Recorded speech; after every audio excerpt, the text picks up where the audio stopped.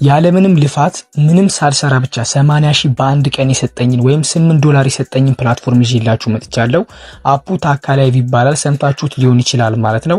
ግን ወደ ስራ ያልገባችሁ ሰዎች ይህን ቪዲዮ ካያችሁ በኋላ ቀጥታ ወደ ስራ እንደምትገቡ ተስፋ አደርጋለሁ። በጣም ምርጥ ፕላትፎርም ነች። ምንም ሳትለፉ 80,000 ሌላ ፕላትፎርም ላይ እንዴት ለፍታችሁ እንደምታገኙ ታውቃላችሁ።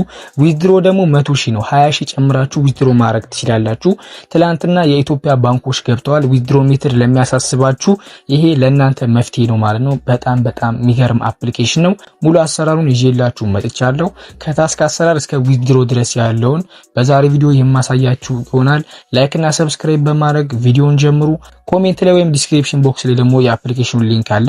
አፑን ዳውንሎድ አድርጉት። መጀመሪያ አፑን ከከፈታችሁት በኋላ እንደምትመለከቱት ፓርቲ የተቀመጡ ብዙ ኢትዮጵያኖች አሉ። እነሱን ያሳያችኋል ማለት ነው። ወንድ ልጅ ቀጥታ ከገባ በኋላ ፓርቲ ብቻ ነው መቀመጥ የሚችለው።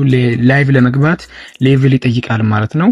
እና የወንድ ልጅ ደግሞ ታስክ እዚህ ፕላትፎርም ላይ የለም። በስፒን ነው 200,000 $20 $28 መስራት የምትችሉት በስፒኗ ነው ማለት ነው። ስፒኑ ምንም ሳያለፋችሁ ነው ወዲያው ዊዝድሮ ማድረግ የምትችሉት ማለት ነው።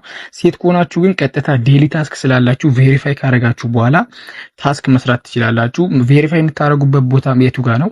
እዚህ ጋር ልክ አፑ እንደከፈታችሁ እናንተ አዲስ ስለሆናችሁ ከቢኑ እታች ቬሪፋይ የሚል ነገር አለ። እሱን በመንካት በቀላሉ ቬሪፋይ ማድረግ ትችላላችሁ። ምንም ያስቸግር ነገር የለውም ማለት ነው። ከዛ ታስክ አለ ማለት ነው። ታስክ ሴንተር አለ።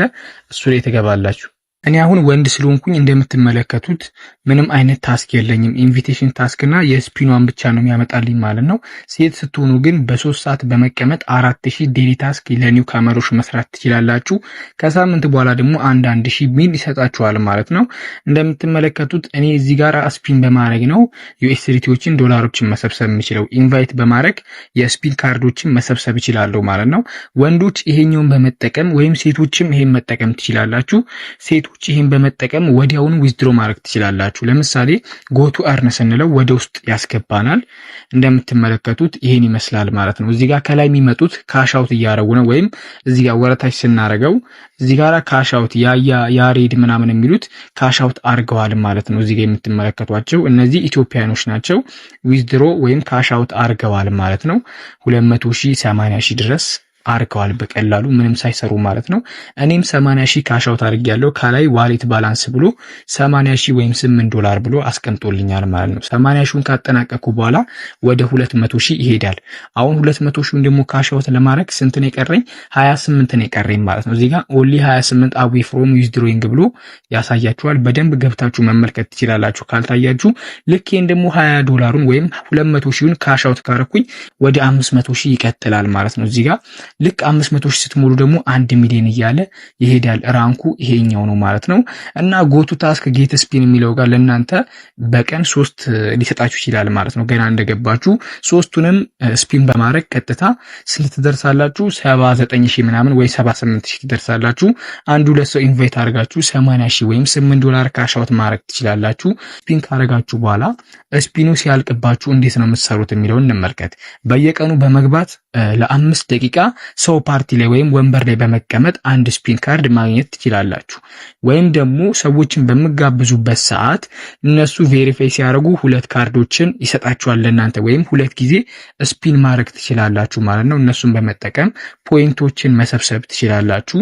ራሱ የጋበዛችሁ ሰው ደግሞ ማይክ ሃወርስ የሚል ነገር አለ እዚህ ጋር ታስክ 2 ብሎ እነሱ 20 ደቂቃ ሲቀመጡ ሰው ፓርቲ ላይ ለእናንተ አንድ የካርድ ስፒን ይሰጣችኋል። እሱንም በመጠቀም ስፒን ማድረግ ትችላላችሁ ማለት ነው። እኔ አሁን 9 ሰዎችን ጋብዣለሁ። እስቲ የሰጠኝን እንመልከት። እዛው ዲቴል የምትል ነገር አለች።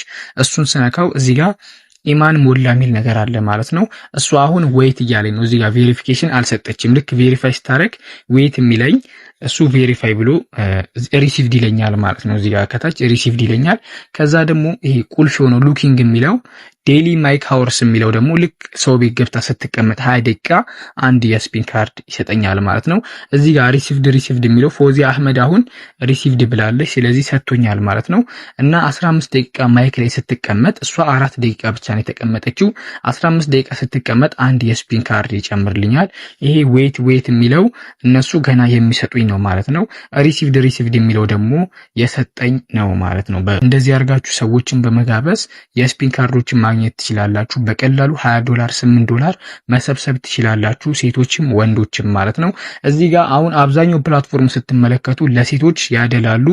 ነገር ግን ወንዶች እንደዚህ በስፒን በቀላሉ ትሰራላችሁ። አሁን ሌላ ፕላትፎርም ላይ 80 ሺህ ለመስራት ግዴታ ከሳምንት በላይ መጠበቅ ይኖርባቸዋል። እኔ በአንድ ቀን ነው ገና አፑን ከፈትኩኝ፣ ስፒን አረኩኝ፣ 3 ጊዜ እድል ሰጠኝ።